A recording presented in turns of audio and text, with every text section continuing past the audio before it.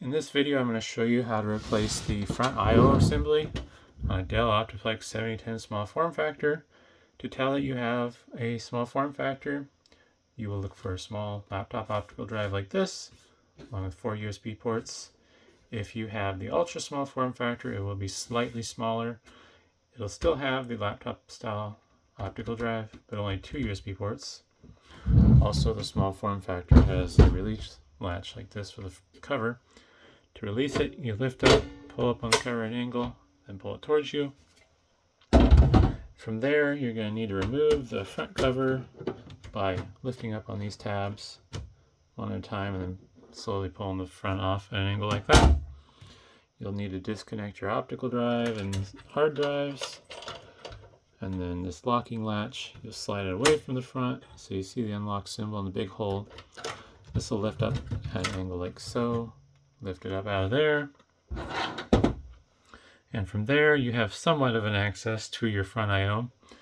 There's a little cable route that holds the front I/O cables under this little clip on your heatsink.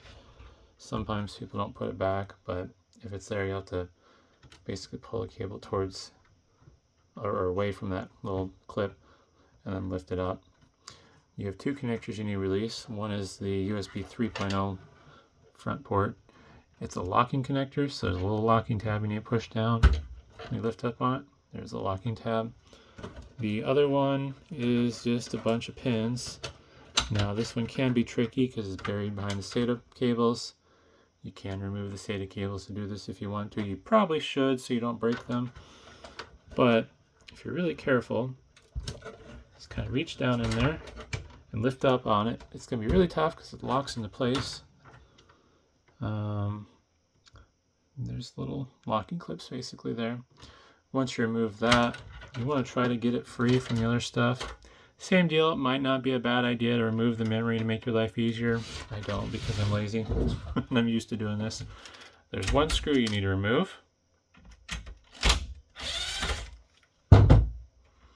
And once you remove that screw, there's a bunch of locking tabs that hold this into place. So you slide it sideways and then I'll release it to pull it out like so.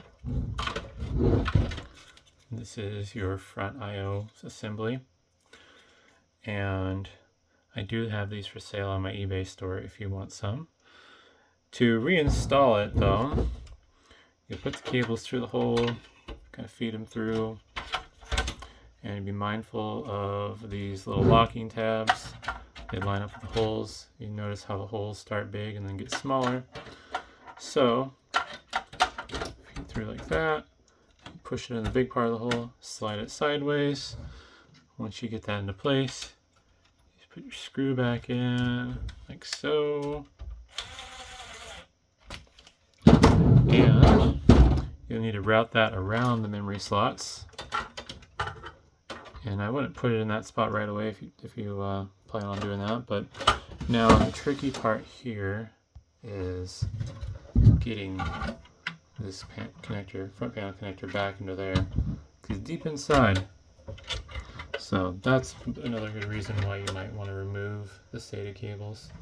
It will make it a little bit easier if it's your first time doing it. Now you got the USB 3.0 header. That goes down into here. It only goes in one way, don't force it. You should hear it click when it goes in, like that. Then right there, you're good to reinstall everything else. Put your drive cage in. Oops, fix the zoom.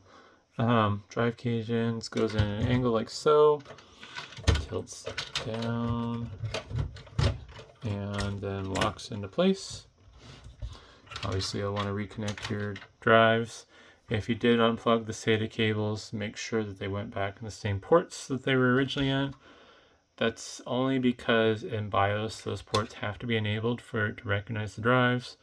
If you don't see the drives, you might need to switch ports or check your BIOS settings to make sure the correct ports are enabled.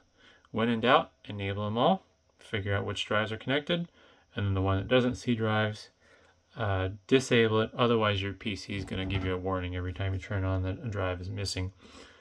With this front panel, there's some locking tabs here.